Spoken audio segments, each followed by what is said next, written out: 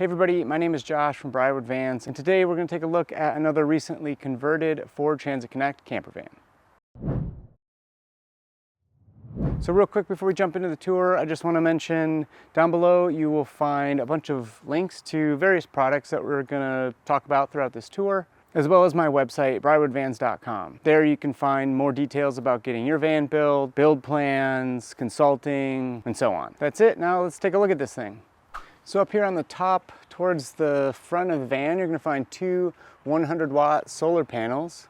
And the solar panels are just one of the 3 different ways that you're actually able to charge the auxiliary battery inside of this camper. Behind those panels, you're going to see the MaxxAir fan. Again, the link to the model will be down in the description, but this one features both intake as well as exhaust. And then moving down below, down here by the driver's side rear tire, is actually the shore power plug. And this is the second method that allows you to charge those auxiliary batteries. I'm fighting the sun a little bit here, but the last thing on the outside that I want to cover are the windows that were installed on this van. Both of the slider doors feature these sliding windows that just have a little bug screen so you can open them up and get a little bit of airflow. And then back here you're going to see those last 2 windows. Now this was a full cargo van, so there's no windows at all behind the front seats, but we were able to sneak these little, I think they're 12 by 12s, like a flip out style window. And then on the inside they feature this sort of like trim ring. It has both a built-in shade as well as sort of like a bug screen. And that's it for the exterior, so now we can move to the inside. So over here on the passenger side slider door is what we're going to call the front door, and you'll notice up here at the top is this upper cabinet. Now this sort of is just an extension from the factory shelf that comes inside of these Transit Connects, and then it also features a pressure sensitive switch so that when you open the door a little LED will pop on and you can see inside the cabinet. And down below that you can see the cab dividing blackout curtains, gives you a little bit of privacy. And making our way down to the first lower cabinet, we have sort of like a nightstand. It's mostly just used for general storage. It's a hinged top, more of like a chest style storage, I guess. And then you'll notice that all of the surfaces are made of the same, I believe, ash. The client requested some hardwood countertops this time instead of butcher block, so we try to keep that theme throughout. Next to that, we have another chest style storage cabinet. You just have to pop the cushion out of the way. And then you'll notice this is where the auxiliary batteries are stored. Now there is a little bit of extra room inside of this cabinet for storing odds and ends. And then mounted on the back side of both of these cabinets are the remaining 2 charging options. So one is the AC charger that works in conjunction with the shore power plug. And then the other is the DC to DC charger that allows you to charge the auxiliary batteries when the engine is running. And lastly, up at this front end of the camper, you'll see the battery monitor. If we swing over to the left side of the sort of front entrance here, you're going to find the fridge cabinet, and right up front we have the various switches and plugins. As you can see, the first one up here is for the ceiling lights. It's a touch sensitive dimmer switch, and right below that you have a couple of USB plugins followed by your standard 3-prong outlet. Now in order to use this outlet you have to turn on the inverter. You can do that just by pressing that switch and you're ready to go. Next to that we have a flip up table. This will of course allow you to extend your usable counter space. And below that we have our 12-volt fridge. It just slides out on this drawer here, and you can pop open the top and get out all your goodies.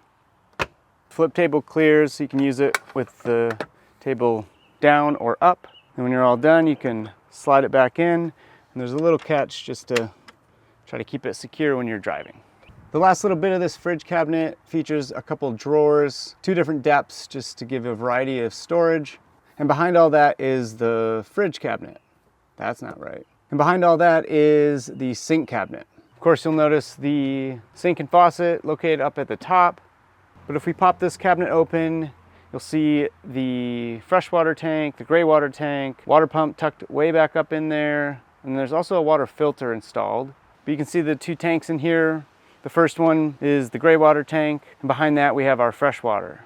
Now the freshwater tank is on a quick connect. You can easily disconnect the line, go fill up the tank. Reconnecting it is just as easy. The fittings just click into place, and then you can tuck both the tanks back inside the cabinet and you're ready to go. And then of course there's a plug to give you a little bit more of that usable counter space. And then the last thing on the passenger side here is this upper cabinet that's installed just above the sink. And it features some under cabinet lighting. The on-off switch is at the far end of the cabinet over there. It's the same as the ceiling light, so it's a touch-sensitive dimmer switch, giving you a little bit more light on the countertop. Now we'll move over to the driver's side and go through the bed cabinet. So this bed cabinet features 3 storage drawers down below, and then an extension that slides out, allowing you to take the backrest and set it into place, giving you a larger sleeping area. Now I offer plans for a bed cabinet that's similar to this on my website if you're interested in building something like this for yourself. And then I also offer these leather drawer pulls. They seem to be a good fit, especially in small spaces, because they're soft and pliable. There's really no way to get any bumps and bruises if you were to run into one. And then unintentionally, they also act as a little bumper if you open this drawer too fast into the sink cabinet. But the bed features 500-pound drawer slides. That's what supports the extension. So there's no need for legs. And behind the bed, I was able to sneak in this storage cubby above the wheel well. Above all that, you'll see a little bit more of that matching countertop and the last little storage cabinet. Before we move over to the other side of this wall where the electrical components are stored, we'll point out the ceiling so you can get a good look here. You can see the inside of that fan as well as those ceiling LED lights again, as well as one last little cubby tucked into the driver's side rear door here. So lastly, over on this side, we have all the electrical components. You can of course see the big 2000 watt inverter, a bunch of various fuses and breakers. And then here is actually an outlet that's connected to that shore power plug. So when you connect to shore power, that'll allow you to use this outlet. From there, if you wanted to use that AC charger, you can then plug that into this outlet, or you can plug an appliance and just use it as sort of almost like an extension cord in a way. Now they do make inverter chargers, but unfortunately the inverter charger version of this unit is sort of comically large, at least in this small van application. And they tend to be generally just a bigger footprint.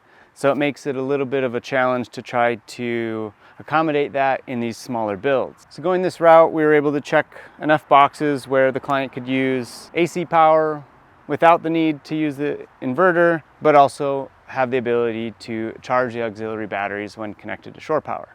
So I think that's going to do it for this tour. Hopefully I didn't miss anything. If I did, or if you just have any general questions, be sure to leave a comment down below and I'll try to get back to as many people as I can. Again, down in the description, you'll find links to all those products as well as my website. I appreciate you taking the time to check out this tour, and I'll see you in the next one.